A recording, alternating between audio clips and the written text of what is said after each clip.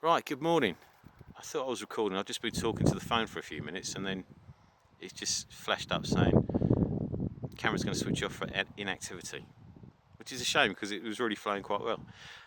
Right, so I am halfway up a peak in Wales at the moment. That's looking over towards Snowdon that way. That's Barmouth down there. And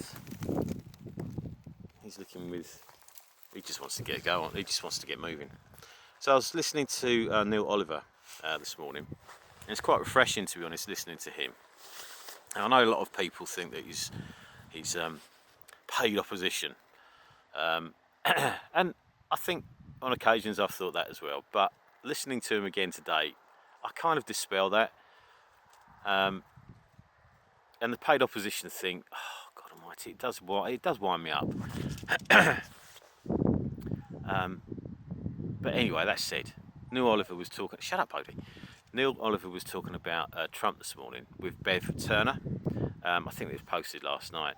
If you want to have a look for the video, it's GB News. Quite an interesting video, and what he was saying there was that Trump isn't any different.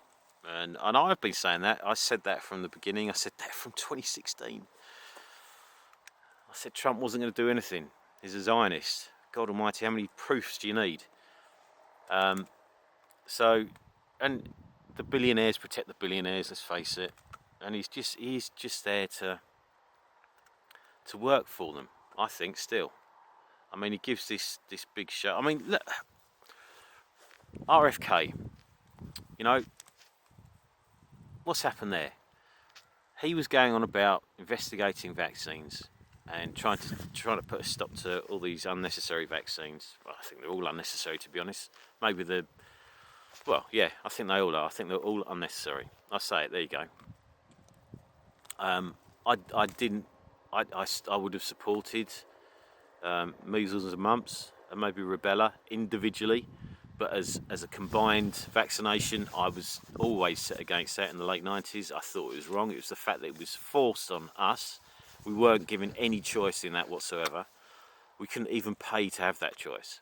So that to me told me something right from the off. And this is how long I've been on this path. And obviously what followed then was the nonsense around 9/11 and the war in Iraq and the weapons of mass destruction and all that malarkey. So I don't need to tell you any of that, really. Most of you already know that. So going back to Trump, Bodie, going back to Trump and what Neil Oliver was saying, he's saying he's just one of them, and he is. And it sort of devastated Bev Turner because she was really keen. She thinks what Trump's doing is fantastic. But yeah, RFK. Yeah, what's happened? I mean, they're pushing the cancer mRNA vaccines. He's changed his view on several other vaccines as well. I don't get what's going on. Maybe they've got something on him. I think, who else posted it? Something the other day that was posted. I can't remember who it was. One of my friends, a doctor. Well, he's not a friend really. He's someone that I've just connected with through Facebook. But he's been slated as well, you know, for standing up against the vaccines in the hospital. He saw the side effects of those mRNA vaccines. Anyway, and then I was listening this morning, halfway up here, I was listening to the Jimmy Dore show, John Campbell's latest upload as well, talking about the flu vaccines and the fact it's like 26% negative efficacy. So you're 26% more likely to catch the flu if you have the flu vaccine. That is nuts, and that was carried out in a study at a university in America. That doesn't surprise me either. It doesn't, and I've had this debate with so many people about the mRNA vaccine, and they're saying, "Oh, it saved millions of lives." Where's your evidence for that? People are still living. The likelihood they would probably still be living is they hadn't had the vaccine. And then Campbell covers that in this video as well. On the Jimmy Dore show, it's covered in that as well. Yeah, it's quite interesting, really, how people have been hoodwinked into believing that all vaccines are good for humankind, when they're fucking well not. The damage they've done. I mean, I've known people that have worked in companies that have taken care of the vaccine injured, permanently damaged, that have got compensation from the government and have had to have 24-hour care since childhood and are now in their 20s, 30s, 40s, and they're still being looked after through that compensation. So to say that, you know, there's no risk is just an utter lie, for starters.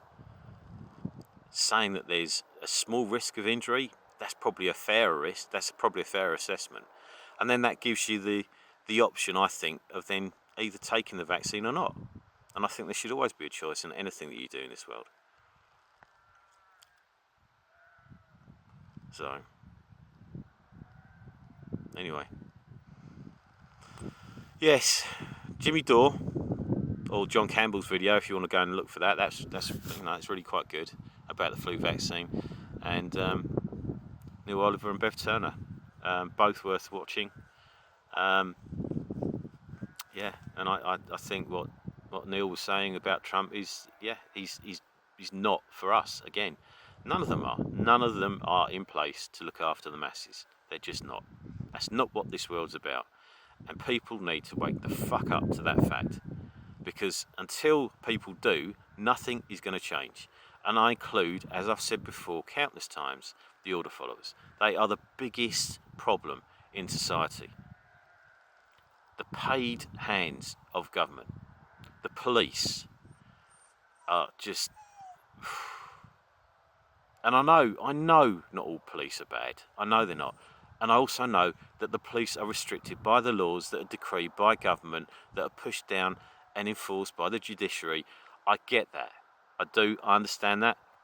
But for God's sake, listening to Bev Turner again this morning, actually, what she was saying about the court case that she had in, I think, in 2022, and the fact that all they asked from the Office of National Statistics was people who had had the vaccine, the age of the people that had had the vaccine, when they had had it, and when they died. That was it. And the Office of National Statistics didn't want to give that information, and the judge agreed. They are hiding so much information. I mean, Nigel said that, you know, Nigel Farage said that the biggest cover-up in British history was this Southport incident. It's not. The biggest cover-up in this world, including this country, obviously, is the COVID debacle. The lies that have been told and the misinformation.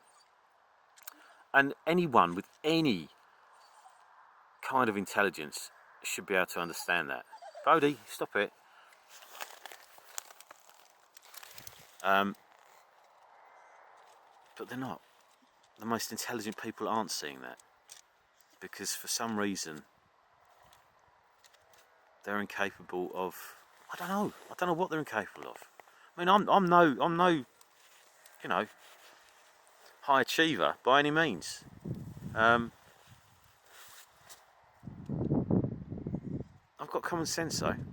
Maybe it's the common sense that's deserted these people. I don't know. I have no idea.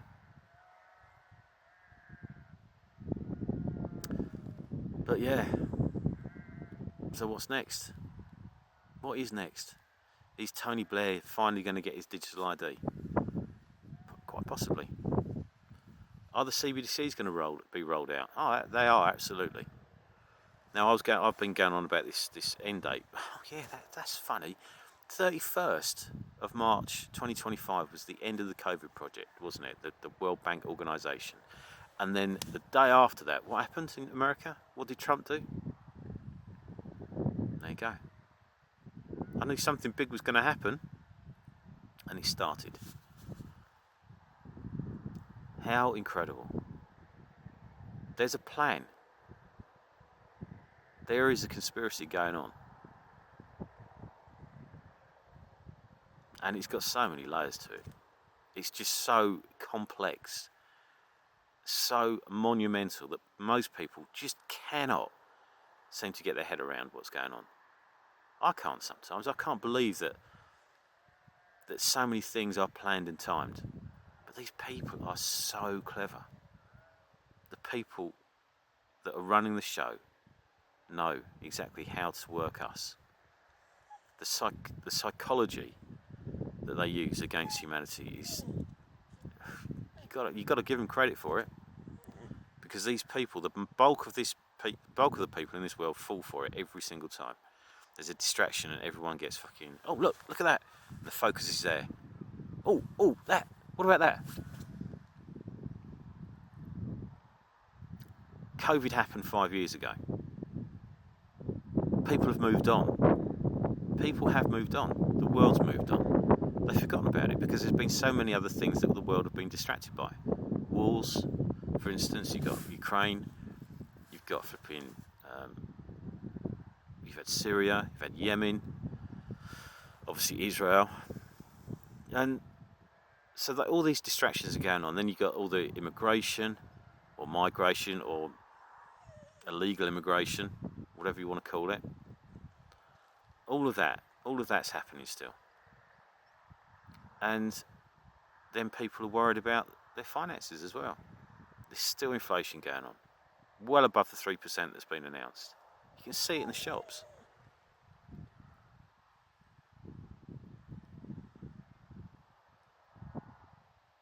Crazy. Anyway, I've got some walking to do. Catch you soon.